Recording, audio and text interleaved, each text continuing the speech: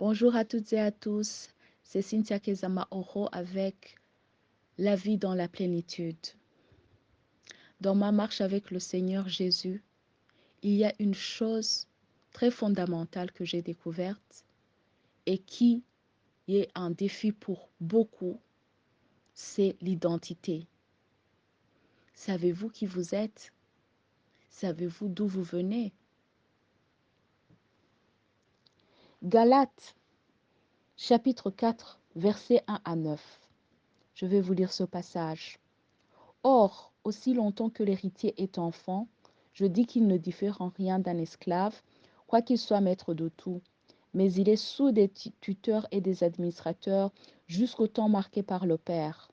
Nous aussi, de la même manière, lorsque nous étions des enfants, nous étions sous l'esclavage des rudiments du monde, mais lorsque les temps ont été accomplis, Dieu a envoyé son Fils, né d'une femme, né sous la loi, afin qu'il rachetât ceux qui étaient sous la loi, afin que nous reçussions l'adoption. Et parce que vous êtes fils, Dieu a envoyé dans nos cœurs l'esprit de son Fils, lequel crie Abba Père. Ainsi, tu n'es plus esclave, mais fils. Et si tu es fils, tu es aussi héritier par la grâce de Dieu. Autrefois, ne connaissant pas Dieu, vous serviez des dieux qui ne le sont pas de leur nature. Mais à présent que vous avez connu Dieu, ou plutôt que vous avez été connu de Dieu, comment retournez-vous à ces faibles et pauvres rudiments auxquels de nouveau vous voulez vous asservir encore? L'apôtre Paul nous donne un message très important ici.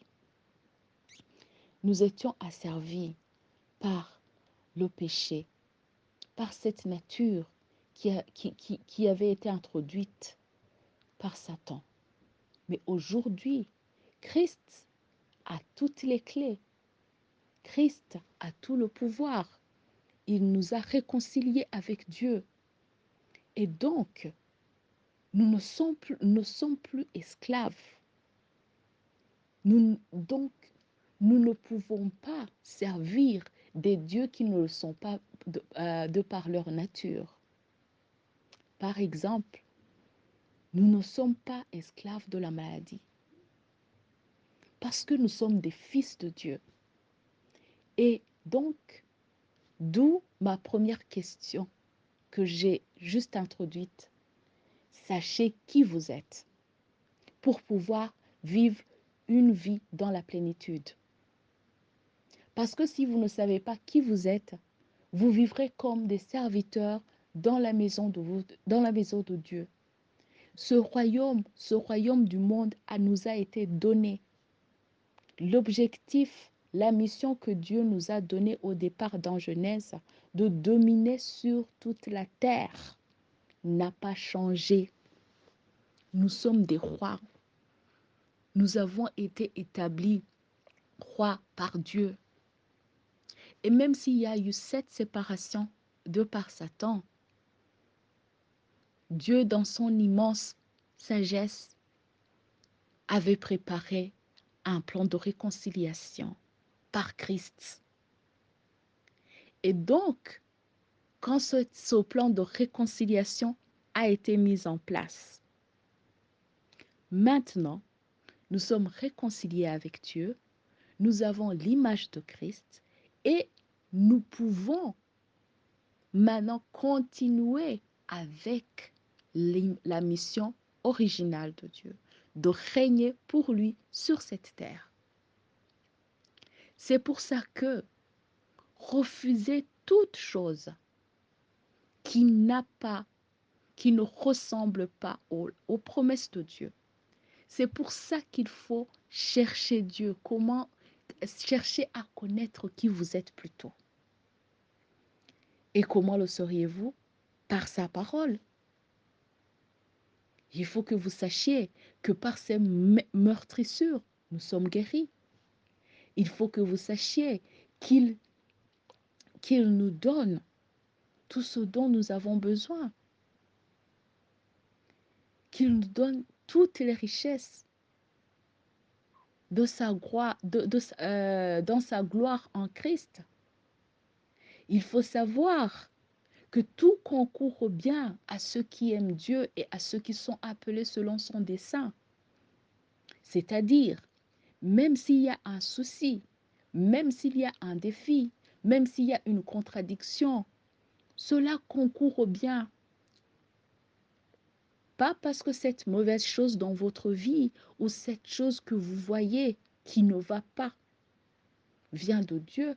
Rappelez-vous, toute bonne chose et toute grâce vient du Père céleste, du Père des Lumières, vient de Dieu. Mais Dieu va transformer ce problème, ce défi en un témoignage édifiant et va rendre votre vie plus éclatante, plus brillante, plus glorieuse. Aujourd'hui, je suis ici à rendre témoignage parce que les mauvaises choses qui étaient dans ma vie, je vous parle toujours que j'avais eu des soucis de santé. Maintenant, j'ai un témoignage qui rend gloire à Dieu parce que c'est par Dieu que j'ai reçu la guérison. C'est par Dieu que je suis là où je suis aujourd'hui. C'est par Dieu que je peux dire que je suis bénie. Et c'est pour ça que vous aussi, si vous vous positionnez, vous vous mettez dans cette position de fils de Dieu, où vous recevez, où vous savez que vous avez reçu l'Esprit de Christ en vous, que vous savez que cet Esprit de Christ en vous crie Père, Abba Père. Vous savez qu'il n'y a rien sur cette terre qui peut vous arrêter. Vous pouvez être, confident en confiant plutôt en ses promesses. Vous sauriez que vous allez réussir, que ce travail, vous allez l'obtenir, que cette promotion, elle est à vous. Et vous seriez affermi dans la foi, parce que vous sauriez que celui qui a promis est fidèle et que vous aurez toujours ce dont vous avez besoin, même beaucoup plus, parce que c'est un Dieu d'abondance. 2 Corinthiens, chapitre 5, versets 17 à 21. Si quelqu'un est en Christ, c'est une nouvelle créature. Les choses anciennes sont passées. Voici, toutes choses sont devenues nouvelles. Et tout cela vient de Dieu qui nous a réconciliés avec lui par Christ et qui nous a donné le ministère de la réconciliation. Car Dieu était en Christ, réconciliant le monde avec lui-même, en n'imputant point aux hommes leurs offenses, et il a mis en nous la parole de la réconciliation. Nous faisons donc les fonctions d'ambassadeurs pour Christ, comme si Dieu exhortant par nous, nous vous supplions au nom de Christ, soyez réconciliés par Dieu. Celui qui n'a point connu le péché, il l'a fait devenir péché pour nous, afin que nous devenions en lui la justice de Dieu. Imaginez cet amour. Dieu nous a réconciliés avec lui.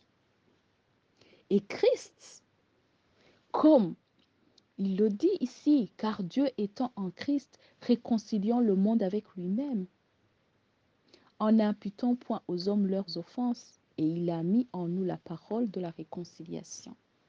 Cette parole de la réconciliation, soyez réconciliés avec Dieu. Encore plus, je dirais, réconcilier toutes choses vers vous, de ce monde vers vous. Qu'est-ce que je veux dire par là?